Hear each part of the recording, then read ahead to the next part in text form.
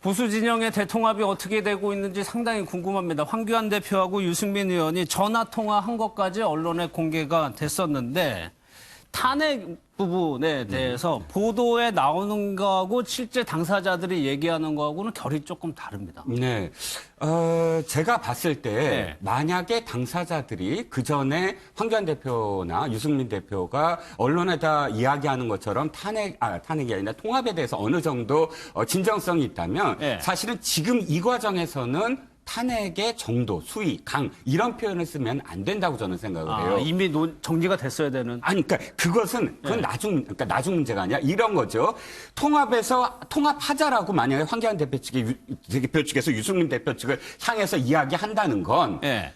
탄핵에 하나의 어떤 그 찬성을 했던 부분 사람들이잖아요. 나갔잖아요. 근데 네. 그 사람들을 향해서 우리 통합하자고 한 건 기본적인 전제가 탄핵에 대한 어떤 상처를 치유하자라는 정신이 없다면 그 사람들을 향해서 이야기할 필요가 없는 거잖아요. 네, 예. 그게 전제가 있다면 중요한 건 이겁니다. 협상하는 테이블에 앉아갖고 이 사람들은 상대방을 설득해야 되는 것보다 더 중요한 건 자기 진영을 그렇죠. 설득해야 돼요. 네. 그럼 자기 진영을 설득해야 되는 룸을 만들어줘야 돼요. 대표들은.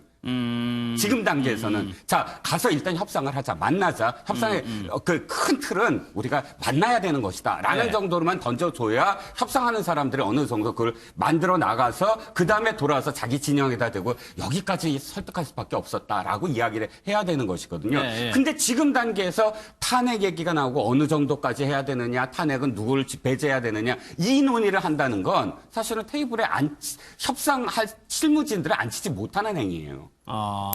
그래서 저는 유승민 대표가 뭐 3조건. 그러니까 지금은 양쪽 대표 다 조건을 달면 안 된다. 그래야 룸이 있어서 실무자들이 만나는 거지. 조건 달아놓고 가서 실무자들한테 협상하라 그러면 뭘 갖고 오겠느냐는 거죠. 그 말씀은 얘기가 되는 방향으로 현재까지는 안 흘러가고 있다. 아직은 사실은 저는 좀 그러니까 큰 틀에서 만나기 시작한 건 의미가 있으나 서로 지금 양쪽 대표들이 조건을 달면 사실은 진전이 될 수가 없다라는 겁니다. 알겠습니다. 여기에 대해서 황교안 대표, 손학규 대표는 얘기까지 좀 한번 들어보도록 하겠습니다. 유승민 대표 우리가 전화했다는 이제 뭐 다양한 소통들을 하고 있습니다. 전화 내용들을 말씀을 드리는 것은 적절하지 않습니다. 저희가 지금 이제 대통합을 위한 마음을 모으는 일에 시작되었습니다. 농담입니다만 전화 안 받기로 유명한 유 의원이 홍 대표의 전화를 받은 것을 보면 급하기는 급했던 모양입니다. 소위 변형 모임은 어제 신당 기획단을 출범시켰습니다. 제발 그 알량한 소신과 원칙을 내세우며 독단과 아집에 빠져서 갈등을 조장하고 결국 분열로 이끄는 악순환은 없었으면 좋겠습니다. 바른미래당과의 관계는 빨리 정리해 주는 게 정치적 도의일 것입니다. 손학규 대표는 변혁과 이제 반대되는 입장에 있기 때문에 저렇게 말할 수밖에 없는 것 같은데 글쎄 황교안 대표의 얘기 지금은 서두를 필요는 없는 것 같으니까 시간도 좀 남아 있고 그 부분에 대해서 황 대표 그러니까 민주당에서 나오는 얘기가 장해찬 편에 유승민 의원하고 정광훈 목사 중에 한 명을 선택해야 된다라고 얘기하는 목소리도 있거든요. 정광훈 목사 측의 그런 세력을 그 정도로까지 봐야 되는 건가요? 그러니까 굳이 민주당에서 정광훈 목사를 지명하는 것은 그만큼 황교안 대표와 자유한국당에게 어떤 극우적인 색채를 더 씌우기 위한 저는 정치적 프레임이라고 보고요.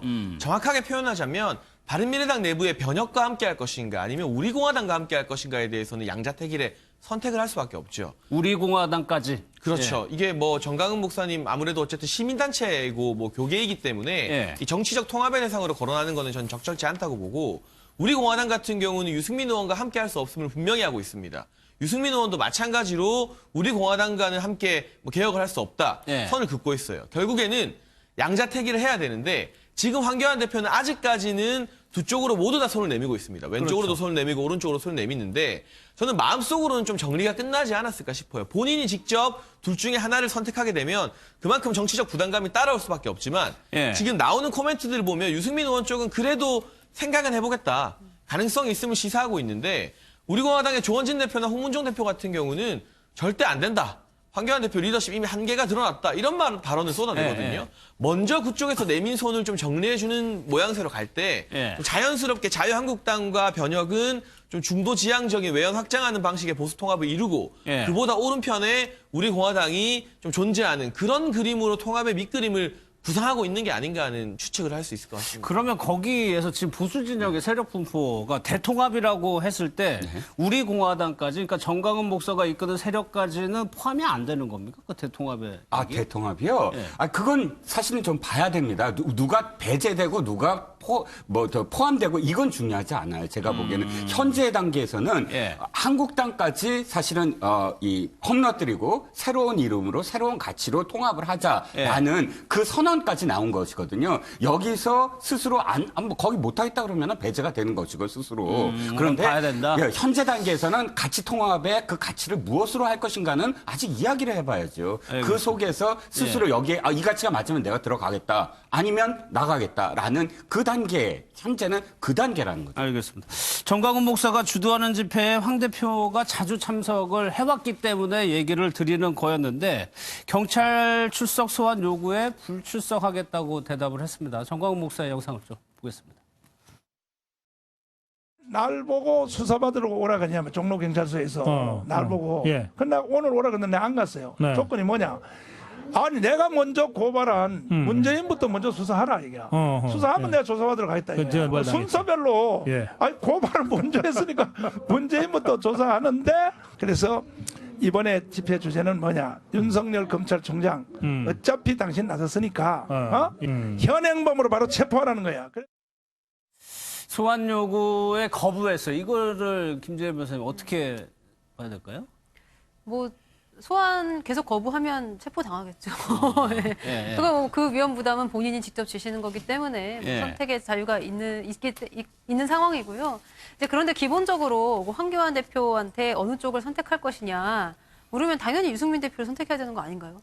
저는 솔직히 그렇게 생각을 하는데 이제 뭐냐면 어차피 정광훈 목사를 비롯한 어떤 그런 우리 공화당 쪽의 극우라고 부르긴 좀 그렇지만 굉장히 좀 우측으로 많이 치우친 그런 세력들은 결국에는 대선 구도가 되면 자유한국당에서 내보낸 후보를 찍지 않겠습니까? 네, 그렇기 때문에 이 중도 보수라고 불리우는 그런 세력들을 얼마큼 포용하느냐에서 결과적으로는 승부가 갈리지 않을까 이런 생각이 들고 마찬가지로 매번 집회에 참여하고 있지만 뭐 황교안 대표라고 해가지고 정광훈 목사의 생각에 100% 동의를 하기 때문에 그 집회에 계속해서 참석하는 것은 아니라고 생각을 하고요. 그래서 어느 정도의 그 타협점을 적정히 찾아가고 노선을 정하는 것은 황교안 대표의 역량에 달려 있는데 지금까지는 그런 모습을 우리가 보지 못하지 않았나. 그래서 앞으로는 좀 적극적으로 자신의 길을 걸어가는 모습을 좀 보여줬으면 하는 바람입니다. 그 텐트 안에 만약에 들어오게 된다면 장해찬 평론가께서 지적하신 것처럼 여권에서는 극우 쪽으로 이제 몰아갈 수가 있기 때문에 그 부분을 조금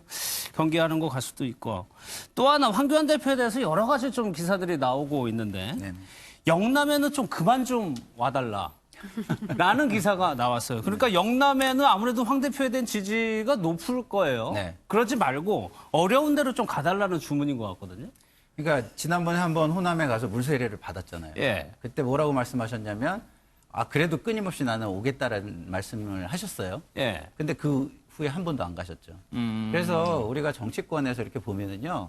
관료 출신 분들의 정치를 하는 데 있어서 조금 그 일반적인 부분, 비슷한 부분을 보는 게 약간 좀 쉽게 가려고 하는 성향이 좀 있다. 그리고 좀 확실한 곳만 가려고 소위 말해서 그 정치권 표현으로 약간 꽃가마를 타고 꽃밭을 걸으려고 한다. 이런 게 좀 있어요. 근데 황교안 대표도 그런 어떤 그 스테레오타입이라고 해야 되나요?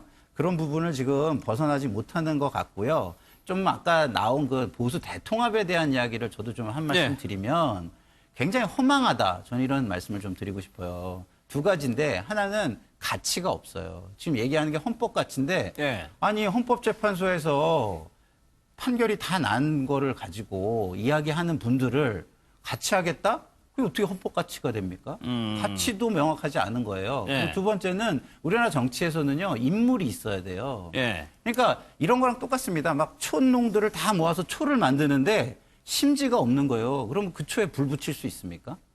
지금 저 모이는 대통합에 심지가 없어요, 심지가. 근데 있다고 황교안 생각할 대표가 수도 있을 듯. 본인이 심지일 거라고 지금 생각하고 그런 거 저걸 아닌가요? 하는데 그러려면은 본인이 자기 희생을 통해서 그 바람을 끌고 갈 수 있는 힘을 가져야 희생. 되는데 이미 그 보수 진영에서는 황교안 대표의 어떤 그런 지지율도 그렇고 그런 모든 어떤 부분의 가치에 있어서 굉장히 의구심이 커지고 있는 상황이기 때문에 저거는 그 촌농을 모아서 초만 만들고 심지는 없는 초를 만들고 있는 거랑 똑같은 형국이다. 저는 이렇게 보입니다. 알겠습니다. 홍준표 전 대표가 얘기했던 이 M, 제가 몰라서 여쭤보는 건데 네네. M모 중심의 친박 초재선 모임을 만들어서 아부하고 있다. 네. 이거 누구를 지적하실 필요는 없는 건데 어떤 그러게요. 맥락에 어떤 분위기를 지적하는 겁니까? 지금 초재선 의원들이 홍준표 대표에 대해서 이제 해당 행위다. 지금까지 홍준표 대표가 가장 최근에 좀 한국당 내에서 이 내부 총질이다라고 정말 비판을 받았던 때문에 그거예요. 황교안 대표를 지칭해서 50대 공안검사 한 사람 뭐 이렇게 표현했다가 그 글을 삭제했거든요. 그랬죠. 그러면 자신도 검사 출신인데 자신은 특수 쪽 특수통이라서 공안부 검사들은 모두 다 무슨 조작을 일삼고 이렇게 지금 프레임을 거는 거 아니냐. 그러니까 이게 사실 민주당이나 혹은 좌파 진보 진영에서 늘 공안부 검사에 대해서 했던 그런 시각을 그대로 지금 검사 출신인 홍준표 대표가 그것도 당대표를 겨냥한 거 아니냐에 굉장히 지금까지 누적되어 왔던 그런 그 불만이 초재선 의원들로부터 지금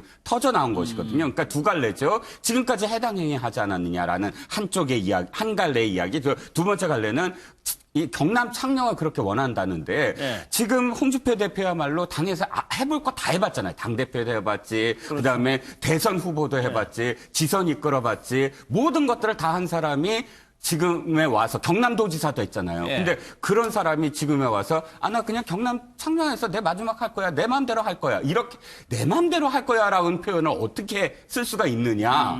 험지로 가라. 여기에 대해서 아마도 뭐 M모로 시작하는 의원도 뭐 한마디 한 것 같아요. 제가 보기엔. 그러니까 그걸 또 이렇게 겨냥을 해서 이렇게 좀 비판을 한 게 아니냐.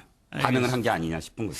여권 얘기도 짧게 드리면 오늘 예산정책협의회가 있었습니다. 여기에 이해찬 대표하고 이제 이재명 지사가 함께 만나는 자리가 있었다는 건데 장혜찬 평론가 아무래도 지금 마찬가지예요. 여권도 지금 우리 다 모여서 한 팀이라는 걸 보여주고 싶은 것 같아요. 네, 보여주고 싶어 하는데 당원 게시판을 보게 되면 뭐 이해찬 대표 사퇴하라는 글이 수천 건이 올라온다고 하고 결국 이게 조국 전 장관 사태에서 민주당이 보여준 태도 문제뿐만이 아니라 그 이전에 지난 대선 경선에서 문재인 대통령과 이재명 지사 지지자들 사이에 그 앙금의 깊은 감정의 골이 결국 아직도 풀리지 않은 것 아니냐. 뭐 김경수 지사와 이재명 지사가 같이 있는 모습을 보여준다 한들 지지자들 사이의 감정의 골은 정말 우리가 생각하는 것 이상으로 많이 깊어졌다. 따라서 이번 총선 기획단도요, 뭐 비주류 금태섭 의원 등 포함된 것 야당에서 칭찬 많이 했잖아요. 하지만 열성 친문 당원들은 이게 무슨 비문기획단 아니냐 이런 표현까지 쓰면서 비판하는 글을 또 당원 게시판에 많이 올렸습니다. 이해찬 대표 같은 경우도 친 이재명 위주의 행보를 보이고 있다는 비판을 종종 받기도 하는데 본인들 입장에서 아마 상당히 억울할 거예요. 그렇지만 이런 지지자 사이의 골이 과연 앞으로의 총선과 또 대선 국면에서 또 하나의 여권 분열을 야기하는 변수로 작용하지 않을까. 그 부분은 좀 시간을 두고 계속 지켜볼 만한 가치는 있을 것 같습니다. 알겠습니다. 여기까지 하도록 하겠습니다. 고맙습니다.